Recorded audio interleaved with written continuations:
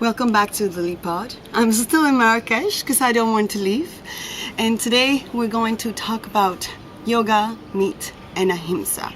I'm going to deliberately read from one of the books, which is probably my Bible. And it's been written by David Frawley, who I'm studying with. I'm doing a yoga Ayurveda therapy knowledge course. And I find that it's probably the easiest for me to read from his theory, from his knowledge, because there's no better way to put it by his words. So this is the book, David Frawley, Yoga and Ayurveda.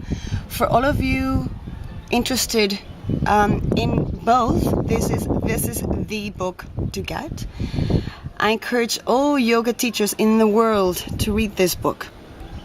It is by far the most enlightening book for me. So I'm going to do just a little reading on yoga, meat, and ahimsa. I find this a very, very important philosophical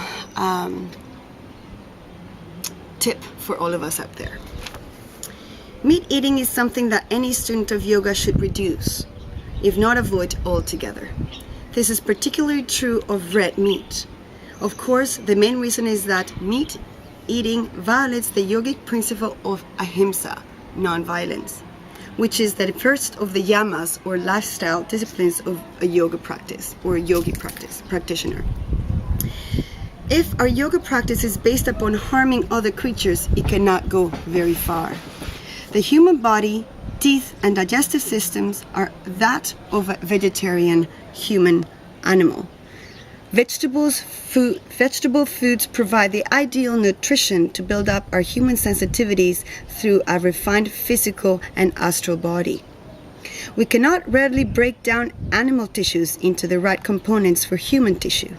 Instead of digestion and transforming meat into the appropriate human tissue, its animal energies are preserved and become substitute for our human tissues. I find that very important. Meat increases the animal fire in the body, bringing the samskaras or tendencies of carnivorous animals to function within us.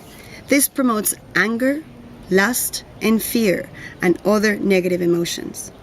The flame created by the meat diet is impure and projects an emotional smoke that distorts the mind and the nervous system. Meat diet communicates the energy of destruction to the cells, which in turn promotes processes of disease and decay within them. It brings in a subtle energy of death into the auric field, reducing the flow of higher pranas into the body. The lives of the creatures we have eaten weigh down the astral body and their negative feelings and impressions. Meat produces a heavy or tamasic type of tissue that clogs the channels and tends to make the mind dull. This does not mean that spiritual practices will have no effect for a meat eater, but that if these are successful, which is less likely, there is a danger that the meat in the system, which is crude from the fuel, may cause the person to overheat or create a kind of smoke that distorts any higher experiences. Not only violence and crime, but religious intolerance has historically been more common among meat-eater groups. This is not just a moral, but an energetic issue for body, mind, and spirit on both individual and collective levels.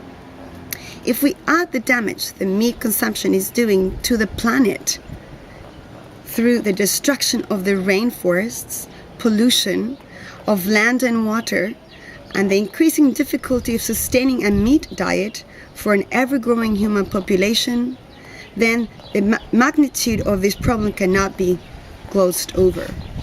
We cannot truly evolve as a species and go beyond war and crime until we give up eating our animal brothers and sisters. Amen. Have a little think about that, and next time you're eating meat, just think that you're actually eating a brother or a sister. It's really just that simple. It's your choice. Namaste.